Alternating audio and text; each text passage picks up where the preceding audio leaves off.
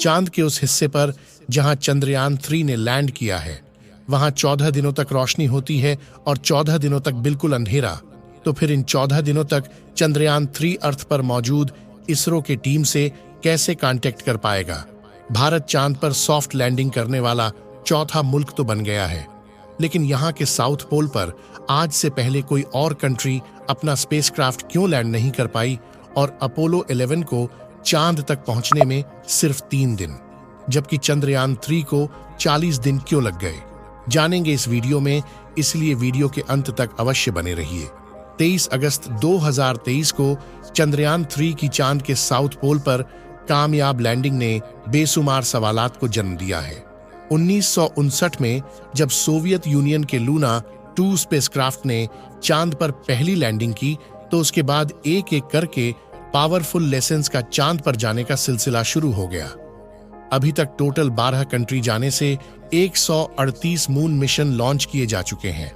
तो अब सवाल उठता है कि चंद्रयान 3 ने ऐसा क्या किया है जिसकी वजह से पूरी दुनिया में भारत की धूम मची हुई है। बेशक अभी तक 138 लूनर मिशन हुए हैं, लेकिन इसरो ने असल में वह कारनामा करके दिया है जिसको आज तक कोई भी नहीं कर पाया। पहली बात तो यह है कि भारत वह पहली कंट्री है जिसने चांद के साउथ पोल पर कामयाब लैंडिंग की है। साउथ पोल यानी चांद का निचला हिस्सा बेशुमार क्रेटर, बड़े बड़े पत्थरों और खतरनाक खाइयों से भरा हुआ है, और क्योंकि यहाँ सूरज ज्यादातर सेट ही नहीं होता, इसी वजह से यह खाइयां और बड़े बड़े क्रेटर परमानेंट शैडोज बना देते हैं, जहाँ बिल्कुल अंधेरा होता है। और जाहिर है जब लाइट ही नहीं होगी तो यहाँ लैंडिंग कितनी मुश्किल हो पाएगी। इसके अलावा चांद का एटमॉस्फेयर अर्थ की तरह ठीक नहीं है। इसका मतलब है कि जिन एरिया पर सनलाइट पड़ती है वहां टेम्परेचर 120 डिग्री सेल्सियस तक पहुंच जाता है, और जहां लाइट नहीं पड़ती है वहां -250 डिग्री सेल्सियस तक होती है। साउथ पोल पर इन शैडोज में इतनी ठंड होने की वजह से ऐसा माना जाता है कि यहाँ पर वाटर आइस मौजूद है, जो कि साइंटिफिक एतबार से दिलचस्प तो है, लेकिन ये एक्सप्लोरेशन में काफी मुश्किलात भी खड़ी कर सकती है। और जो सबसे बड़ा मसला यहाँ फेस करना पड़ता है वह है कम्युनिकेशन। चांद को देखा जाए तो इसका साउथ पोल अर्थ से ज्यादा दूर भी है और इसका क्रेवेचर अर्थ का व्यू भी ब्लॉक कर रहा है। यहाँ लैंडिंग के वक्त रेडियो सिग्नल लॉस्ट होने का खतरा भी रहता है। 7 सितंबर 2019 को चंद्रयान 2 का विक्रम लैंडर चांद के साउथ पोल पर लैंड करने के लिए ऑन ऑर्बिटल से अलग होता है। इसमें लगे थ्रस्टर का काम लैंडर के स्पीड को कम करना था। सब कुछ प्लान के हिसाब से चल रहा था, लेकिन चांद के सालफेस से सिर्फ 2100 मीटर के डिस्टेंस पर विक्रम लैंडर का अर्थ पर मौजूद इसरो के टीम से कांटेक्ट टूट गया। उसके बाद क्या हुआ यह किसी ने देखा तो नहीं, लेकिन एनालिसिस से यह इशारा मिलता है कि Vikram lander fine braking phase के दौरान अपने जगह से हट गया था और ज्यादा स्पीड से चांद के सरफेस से जाकर टकरा गया था। पर इस क्रैश का अभी तक कोई सबूत नहीं मिल सका। चंद्रयान 2 की क्रैश लैंडिंग के बाद 20 अगस्त 2023 को रशियन लूना 25 भी साउथ पोल पर लैंड करने की कोशिश की, लेकिन बदकिस्मती से उसका भी कांटेक्ट टूट गया, जिसके बाद उसको क्रैश डिक्लेयर कर दिया गया। तो अब सवाल उठता है कि साउथ पोल अगर स्पेसक्राफ्ट लैंडिंग के लिए इतना डिफिकल्ट है तो फिर यहाँ जाने की जरूरत ही क्या है? तो इसका सीधा साधा जवाब है फ्यूचर स्पेस मिशन के लिए अपनी मुश्किलों को आसान करना। किसी भी स्पेस मिशन के लिए रॉकेट को अर्थ की ग्रेविटी से निकालना एक बहुत बड़ा मसला होता है। एक रॉकेट के साथ बूस्टर लगते हैं जो कि एक्स्ट्रा लिफ्ट प्रोड्यूस करते हैं। इस पूरे प्रोसेस में हद से ज्यादा फ्यूल इस्तेमाल होता है। रॉकेट को लिफ्ट करने के लिए हैरतअंगेज तौर पर 5000 किलोग्राम फ्यूल सिर्फ 1 सेकंड में जलता है। तो आप अंदाजा लगा लें कि जब तक रॉकेट स्पेस तक नहीं पहुंच जाता तो यह कितना ज्यादा फ्यूल बर्न करता होगा। इन्हीं मुश्किलात को आसान बनाने के लिए साइंसदानों के पास एक सलूशन है कि क्यों ना चांद पर ही एक बेस बनाई जाए, क्योंकि चांद पर ग्रेविटी बहुत कम है। इसी वजह से अगर वहां से स्पेस मिशन पर जाना होगा तो कम से कम फ्यूल में यह काम हो सकता है। पर मसला यह है कि कम फ्यूल ही सही, लेकिन चांद पर फ्यूल आएगा कहां से?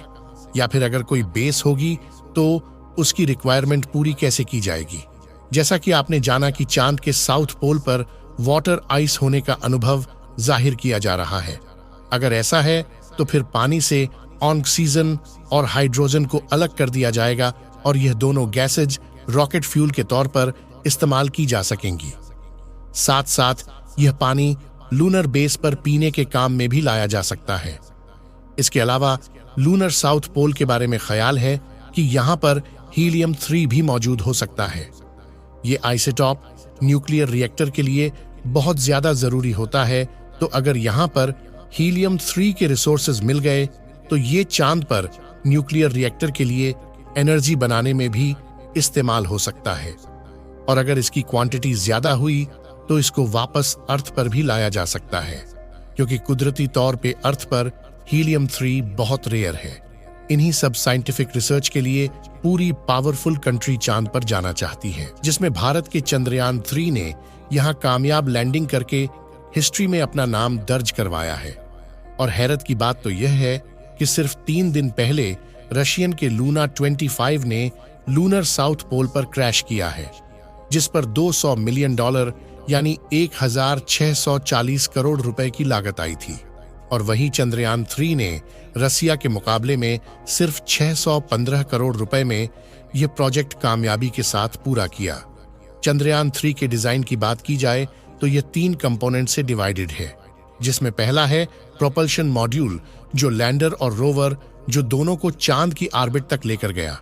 इसके बाद है विक्रम लैंडर, जिसको इंडियन स्पेस प्रोग्राम के फादर डॉ विक्रम साराभाई के एहसास में यह नाम दिया गया है।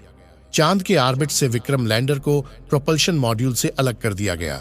इसकी 4 टांगे हैं और इसमें 4 लैंडिंग थ्रस्टर लगे हुए हैं, जो अर्थ पर 324 किलोग्राम, जबकि चांद पर कम ग्रेविटी होने की वजह से 2000 किलोग्राम तक का थ्रस्ट प्रोड्यूस कर सकते हैं। इसको खास चांद पर सॉफ्ट लैंडिंग के लिए डिजाइन किया गया है। नॉर्मली जब स्पेसक्राफ्ट्स को चांद या मार्स पर लैंड कराना होता है तो इसके 2 तरीके होते हैं। एक है इंपैक्ट लैंडिंग, जिसमें लैंडर की स्पीड को पैराशूट की मदद से कम किया जाता है, लेकिन फिर भी यह लूनर सरफेस पर जोर से आकर गिरते हैं, जिससे सेंसिटिव पार्ट को बहुत नुकसान पहुंचता है। यह तरीका इसरो ने चंद्रयान 1 के वक्त में यूज किया था। ये थी तो बहुत हार्ड लैंडिंग, लेकिन कंट्रोल थी। लेकिन क्या वजह है कि अपोलो 11 मिशन चांद का यह सफर 3 दिन में तय किया, जबकि चंद्रयान 3 को पूरे 40 दिन लग गए। असल में ऐसा नहीं है कि चंद्रयान 3 चांद पर जल्दी नहीं पहुंच सकता था। ये सारी बात है प्रायोरिटीज की। अपोलो 11 एक क्यूट मिशन था, इसलिए चंद्रयान 3 को 40 दिन और अपोलो 11 को 3 दिन लगा था। तो चलिए दोस्तों, इस वीडियो को यहीं पर खत्म करते हैं।